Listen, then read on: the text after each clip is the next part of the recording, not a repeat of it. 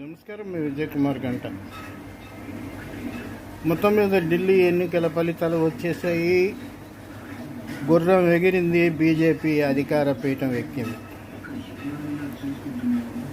ఇది ఒక రకంగా ముందస్తు సర్వేల్లో చెప్పినప్పటికీ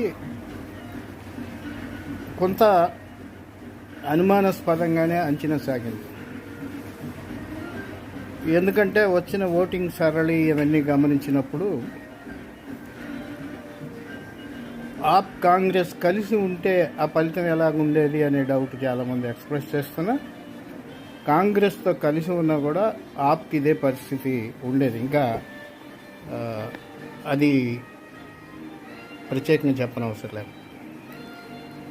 మనం ఈ మధ్య ఆప్కి అవకాశాలు ఉన్నట్లుగా చెప్పాము. అదే సందర్భంలో అవి ఖచ్చితంగా ఉండాలని లేదని కూడా తేల్చి చెప్పాము. ఎందుకంటే ఏమో గుర్రం ఎగరవచ్చు అని చెప్పి మనం చాలా స్పష్టంగా చెప్పాము. కారణం ఏంటంటే దశాబ్ద కాలానికి పైబడి రాజకీయాల్లో కేజ్రీవాల్ చేస్తున్నటువంటి దుర్మార్గాలు, నిజాయితీ ముసుగులో అతను చేస్తున్నటువంటి అక్రమాలు, అట్లాగే అరాచక శక్తుల్ని అతను ప్రోత్సహించడం, మంత్రివర్గంలో స్థానం ఇవ్వడం, ఢిల్లీలో యువత బస్టు పట్టిపోవటానికి కారణం అవటం గురించి మనం అనేక పర్యాయాలు తెలియజేసాం. రాజకీయాల్లో ఒక రకంగా లౌకికపరమైనటువంటి విధానాలు, ఇతర అంశాల విధానంలో మనం మోడీని పూర్తిగా వ్యతిరేకించడం. మోడీ కన్నా రాజకీయాల్లో చెప్పాలంటే భారతదేశ రాజకీయాల్లో అధికార దాహంతో తహతహలాడే అత్యంత ప్రమాదకరమైనటువంటి వ్యక్తి కేజ్రీవాల్ అని మనం చెప్పాం.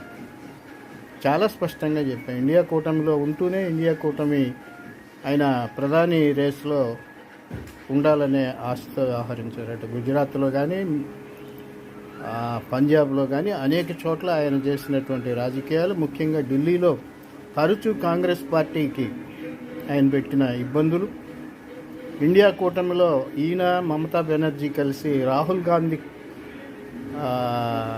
వ్యక్తిత్వాన్ని కానీ, రాహుల్ గాంధీకి ఉన్నటువంటి అభిమాన ఒక ఉత్తుంగతరంగా ఒక ఉప్పెన్లా వస్తున్నటువంటి రాహుల్ గాంధీ ఇమేజ్ని డ్యామేజ్ చేయడంలో కానీ కేజ్రీవాల్ కానీ చాలా కీలకంగా వ్యవహరించారు. లిక్కర్ స్కాముల్లో కానీ దేంట్లో చూసుకున్నా కూడా అవన్నీ అబద్ధాలు కాదు, నిజాలే. అవి ప్రజలు గ్రహించారు. సరే, బీజేపీ ఇక్కడ ఎన్నికవడం పట్ల మనం సంతోషిస్తున్నామా లేదా అని చెప్పలేము. కానీ ఒక కుట్రపూరిత రాజకీయదారుడు